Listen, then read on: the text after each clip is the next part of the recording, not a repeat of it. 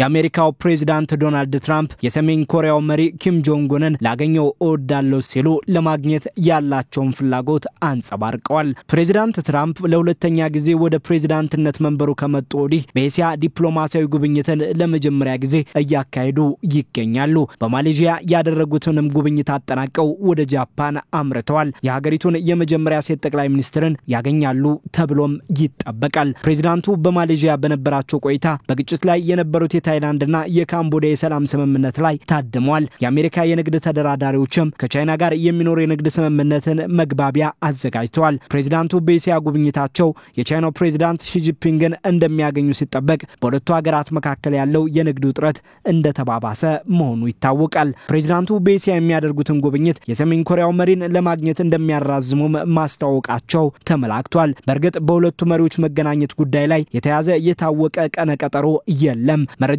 እንዳመላክቱት ሁለቱ መሪዎች ስለሚገናኙባቸው ሁኔታዎች የትራምፕ አስተዳደር ባለስልጣናት ቢማከሩም ብዙዎች የመገናኘታቸውን ነገር እየተጠራጠሩ መሆኑም እየተጠቆመ ነው። ፕሬዝዳንት ትራምፕ ግን የሰሜን ኮሪያው መሪ ኪም ጆንግ ኡንን ላገኘው እወዳለሁ ከማለታቸው በተጨማሪ የኤሲያ ጉብኝታቸውን ኪምን ለማግኘት እንዳራዘሙም አመላክተዋል። ኪም ጆንግ ኡንም አሜሪካ የሰሜን ኮሪያ የኒውክሌር ፕሮግራሟን እንድታቋርጥ ያላትን ፍላጎት ከተዎች ትራምፕን ለማግኘት ፈቃደኛ ስለመሆናቸው ማመላከታቸው ይታወሳል። ፕሬዝዳንት ትራምፕ የኤሲያ ጉብኝታቸው ቀጣይ መዳረሻቸውን ጃፓን ያደረጉ ሲሆን ከቻይናው ፕሬዝዳንት ሺ ጂንፒንግ በመገናኘት በቻይናና አሜሪካ መካከል የተባባሰውን የንግድ ጦርነት እንደሚያረግቡት ተስፋ አሳድረዋል። ትራምፕ ለሺ ብዙ ክብር አለኝ ያሉም ሲሆን ስምምነት ላይ እንደምንደርስ ተስፋ አደርጋለሁ ሲሉ ተናግረዋል።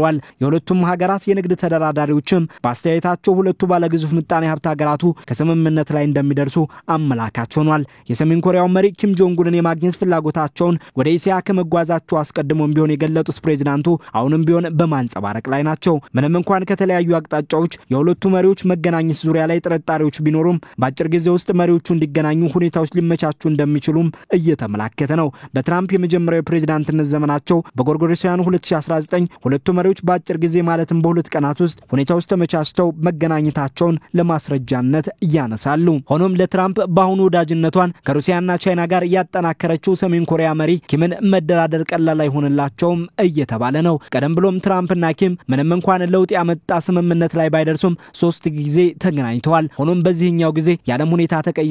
ሰሜን ኮሪያ በኒውክሌር ፕሮግራም ያለደራደረም ባይስቶን ትራምፕም ያለምንም ቅድመ ሁኔታ ኪምን ለማግኘት ፈቃደኝነታቸውን መግለጻቸው ይታወሳል። የአሜሪካና ቻይና የንግድ ውጥረት በሁለቱ መሪዎች መገናኘት ሳቢያ ይረግባል ተብሎ በሚጠበቅበት የቻይና ቦምብ ጣይ ተዋጊ አውሮፕላኖች በታይዋን አቅራቢያ የጦር ልምምድ እያደረጉ መሆኑም ተመላክቷል።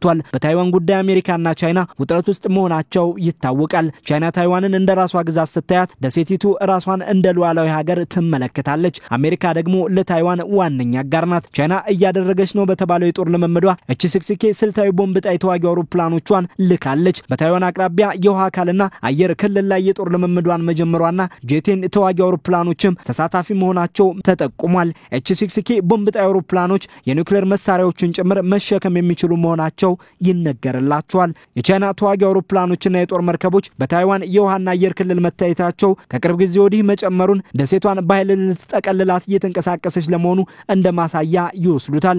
አሜሪካ ደግሞ ምንም እንኳን የአንድ ቻይና ፖሊሲን እከተላለሁ ብትልም ለታይዋን ዋነኛ የጦር መሳሪያ አቅራቢዋም ናት። በእርግጥ አሜሪካ የጦር መሳሪያ የሚሸጥላት ራሷን እንድትከላከል ነው ባይናት። ቻይና ደሴቲቱ ላይ ጥቃት ብትከፍት ልትከላከልላት ትችሉን የሚለው ጥያቄ ክፍት ሆኖ ባለበት በወዳጅነቱ ሳቢያ ታይዋንን ልታግዛት ትችላለች የሚሉም አሉ። የአሜሪካው ፕሬዝዳንት ዶናልድ ትራምፕ በኤሲያ ጉብኝታቸው የቻይናው አቻቸው ሺ ጂንፒንግን እንደሚያገኙት በሚጠበቅበት ቤጂንግ በታይዋን አቅራቢያ የጦር ልምምድን መጀመሯ ለአሜሪካ እንደማስጠንቀቂያ አድርገውም የተመለከቱት ተንታኞች አልታጡም። ወደ ጃፓን የተጓዙ ፕሬዝዳንቱ በዚህ ሳምንት በደቡብ ኮሪያ በሚካሄደው በኤሲያ ፓሲፊክ ኢኮኖሚ ትብብር ጉባኤ ላይ እንደሚገኙ ይጠበቃል። የሰሜን ኮሪያው መሪን ኪም ጆንግ ኡንን ለማግኘት የኤሲያ ጉብኝታቸውን እንደሚያራዝሙም ጠቁሟል። ፕሬዝዳንት ትራምፕ እኔ በኮሪያ ያገኛለሁ፣ ኪም ሊያገኘኝ ከፈለገ አገኘዋለሁ ሲሉም ተናግረዋል። ትራምፕ በመጀመሪያው ፕሬዝዳንትነት ዘመናቸው በ2018 እና 2019 ለ3 ጊዜ ያክል ኪምን ያገኙ ሲሆን በኪም ግብዣ የሰሜን ኮሪያ ድንበርን የተሻገሩ የመጀመሪያው የአሜሪካ ፕሬዝዳንት ናቸው። የሁለቱ መሪዎች በቅርቡ የመገናኘታቸውን ጉዳይ ከተጠራጠሩት መካከል የደቡብ ኮሪያ ፕሬዝዳንት የጸጥታ ጉዳዮች አማካሪ አንዱ ሆነዋል። የሀገሪቱ ፕሬዝዳንታዊ ቢሮ የብሔራዊ ደህንነት ምክትል ዳይሬክተር ኦህ ሂዮንጆ ናቸው። ሁለቱ መሪዎች ስለመገናኘታቸው ተጨባጭ መረጃ እንደሌላቸው ያስታወቁት ቀደም ብሎ ትራምፕ የኤሲያ ጉብኝታቸው ከብዙ መሪዎች ጋር የሚገናኙበትና